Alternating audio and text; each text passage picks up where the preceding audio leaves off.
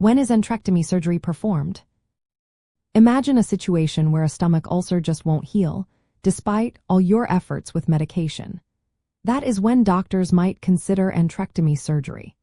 This procedure is mainly used for peptic ulcer disease when ulcers become complicated or resistant to treatment. If an ulcer is larger than 3 centimeters and refuses to heal even after 8 to 12 weeks of proper medication, antrectomy may be an option. Antrectomy is also performed if bleeding ulcers keep bleeding heavily and cannot be controlled with endoscopy or medication. When ulcers cause blockages or perforations in the stomach wall, surgery becomes necessary to fix these serious complications. In cases where ulcers are recurrent or unresponsive to proton pump inhibitors and Helicobacter pylori eradication, removing part of the stomach can help. Another reason for antrectomy is to reduce acid production in the stomach. The lower part of the stomach, called the antrum, produces Gastrin, a hormone that stimulates acid secretion. Removing this section, especially when combined with cutting the vagus nerve branches, helps decrease acid levels, promoting healing and preventing ulcers from coming back. Antrectomy is also performed in some cases of early-stage gastric cancer located in the antrum.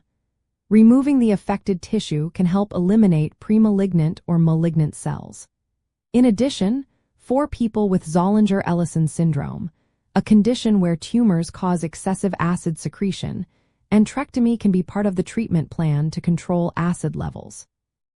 Surgery is usually reserved for patients who do not respond to medical treatments or have high-risk ulcers that lead to bleeding, perforation, or obstruction. While advances in medications like proton pump inhibitors and the successful treatment of Helicobacter pylori infections have reduced the need for surgery, antrectomy remains an important option for complicated or refractory cases. In summary, antrectomy surgery is performed when peptic ulcers become severe, cause complications, or do not improve with medication.